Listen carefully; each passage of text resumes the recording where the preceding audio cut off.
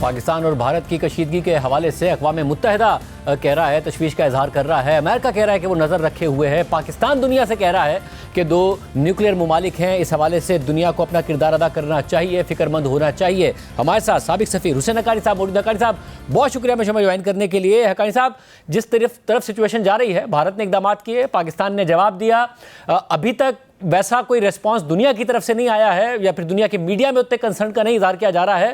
آپ کے خیال میں سچویشن ہاتھ سے باہر ہو سکتی ہے دونوں ممالک کے اور دنیا کی؟ شاہ زیب خانزادہ صاحب، پہلی بات تو یہ ہے کہ جو پہلگام میں ہوا وہ ایک ظالمانہ اقدام تھا، دہشت گردی کا اقدام تھا۔ بالکل ہی نہتے لوگوں کو ان کے مذہب کی بنیاد کے اوپر ان سے مذہب پوچھ کے ان کو نشانہ بنایا گیا۔ یہ ظلم تھا اور یہ غلط تھا، لیکن اس غلطی کے نتیجے میں دو اور غلطیاں ہوئیں۔ ایک تو یہ کہ پاکستان کی جانب سے اس کی بالکل واضح مذمت ہونی چاہیے تھی اور یہ کہنا چاہیے تھا کہ ہم اس بحث میں پڑتے ہی نہیں کہ کیوں ہوا کیا نہیں ہوا، یہ غلط ہوا۔ اور بھارت کی جانب سے یہ کہا جانا چاہیے تھا کہ ہمیں شبہ ہے کہ اس کے اندر کچھ لوگ سرحد پار سے آئے ہیں، تو اس لیے ہم چاہتے ہیں کہ اپنے سرحد پار کے پڑوسی ملک سے بات کریں کہ ان کو ڈھونڈنے میں ہماری مدد کرو۔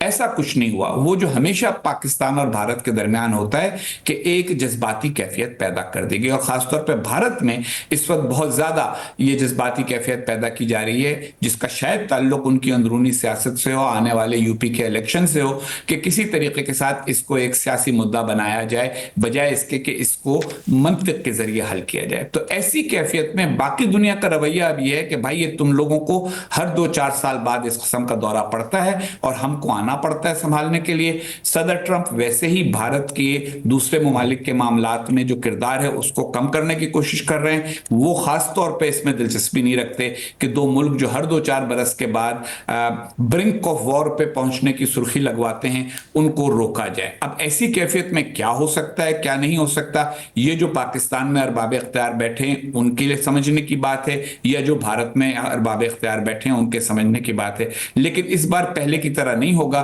کہ امریکہ کا صدر دونوں کو فون کرے گا اور کہے گا بھائی ٹھنڈے ہو جاؤ، معاملات کو ٹھیک کرو، کوئی شٹل ڈپلومیسی ہوگی۔ ایسا ہوتا مجھے نظر نہیں آ رہا، اور اگر ہوگا تو کسی تیسرے فریق کو ڈھونڈنا پڑے گا، کوئی مڈل پاور، ترکی، سعودی عرب، متحدہ عرب امارات، اس قسم کے کسی فریق کو ڈھونڈنا ہوگا جس کے دونوں سے اچھے تعلقات ہیں، جو دونوں کو ذرا ٹھنڈا کرے اور اس بات پہ آمادہ کرے کہ بھائی تم پڑوسی ہو، پڑوسی اونچی آواز میں بھی بولتا ہے تو دوسرے کو اس کی آواز آتی ہے، کیوں اس قسم کی ہیجانی کیفیت میں اپنے آپ کو مبتلا کرتے ہو؟ اور تو وہ کردار، کیونکہ ظاہر یہ دوست ممالک ہیں پاکستان کے، چاہے متحدہ عرب امارات ہو، سعودی عرب ہو، آپ نے ٹرکی کا ذکر کیا، اور بھارت کا بھی کیونکہ ان کے ساتھ بہت زیادہ تجارتی تعلق ہے۔ ابھی تو نریندر مودی تھے بھی سعودی عرب کے دورے پر۔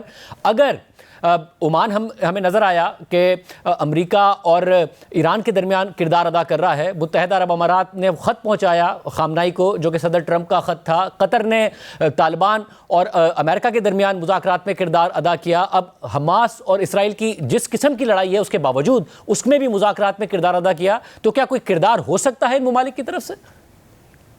دیکھیے، کردار اسی صورت میں ہوگا جب دونوں ملکوں کو قبول ہو۔ یہ یاد رکھیے کہ کوئی کسی دو ملکوں کے درمیان مذاکرات کرانے میں کردار اس وقت تک ادا نہیں کرتا جب تک اس کے سفارتکار یہ اندازہ نہ لگا لیں کہ دونوں طرف ان کی بات سنی جائے گی۔ کوئی ناکام ڈپلومیسی نہیں کرنا چاہتا۔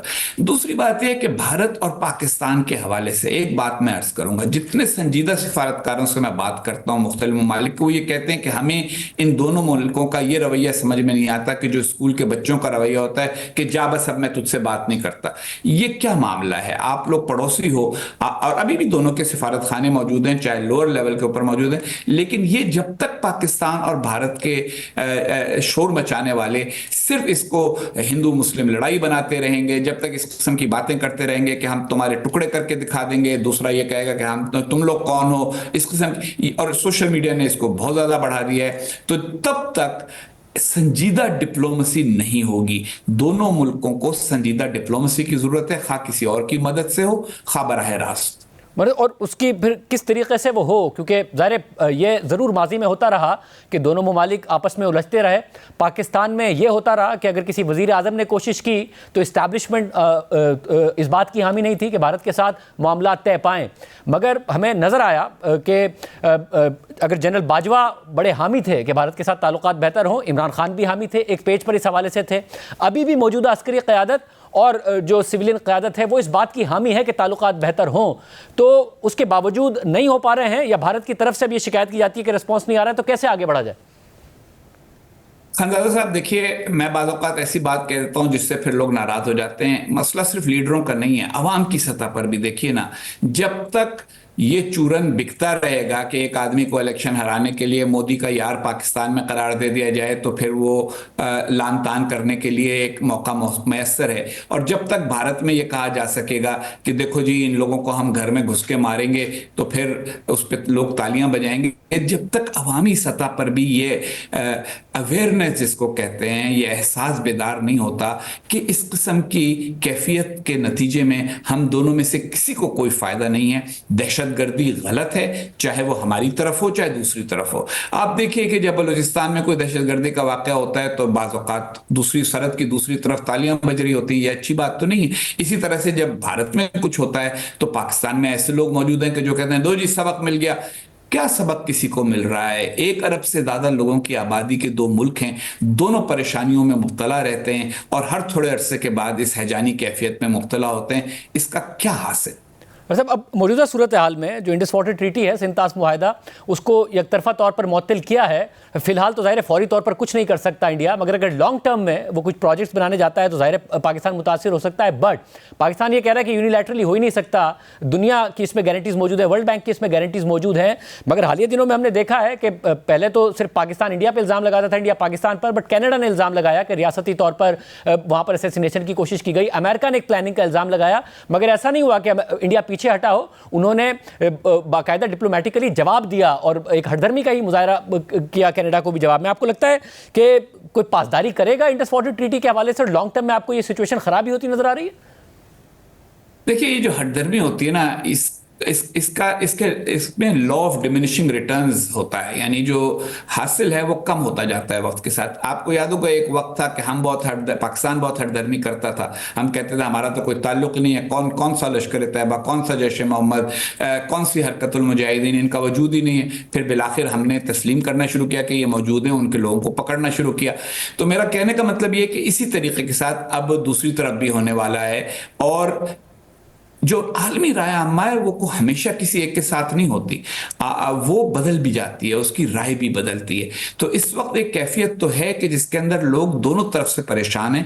پاکستان سے اس بات پر کہ یہ اب تک معاملہ ختم کیوں نہیں ہوا، اتنے برس ہو گئے، کب تک یہ کہتے رہو گے کہ جی وہ جب سوویت یونین کے خلاف مقابلے کے لیے جہاد شروع کیا تھا تو یہ ابھی تک اس کا شاخسانہ چل رہا ہے. وہ 40 برس ہو گئے ہیں، ایک پوری نئی نسل تیار ہو گئی ہے. اس نئی نسل کو کیوں تم جہاد سے نہیں روکتے، جہادی انتہا پسندی سے نہیں روکتے؟ اور بھارت سے لوگ یہ کہتے ہیں کہ ایک پڑوسی ملک ہے، اس کے ساتھ تمہیں مذاکرات کرنے میں، بات چیت کرنے میں اور معاملات کو سلجھانے میں کیا پریشانی ہے؟ کب تک یہ شکایت کرتے رہو گے کہ ہم آئے تھے تو ہمارے ساتھ، جب واجپئی آئے تھے تو ان کے بعد کارگل ہو گیا، جب فلاں آیا تھا تو یوں ہو گیا. تو پرانی شکایتوں کے اوپر کب تک اڑے رہو گے؟ دنیا کو وہ پرانی شکایتیں اتنی اہم نہیں لگتی جتنے اس خطے کے لوگوں کو لگتی ہیں. اس لیے میرا یہ خیال ہے کہ آگے بڑھتے ہوئے جیسے جیسے دنیا بھی تبدیل ہو رہی ہے، اس میں دونوں طرف کو اپنے رویوں پر نظر ثانی کرنی ہوگی. اور میرا نہیں خیال کہ یک طرفہ طور پر وہ اقدامات ہو سکیں گے جن کی باتیں اس وقت یوٹیوب ویڈیوز میں بہت سارے ہمارے پڑوسی کر رہے ہیں.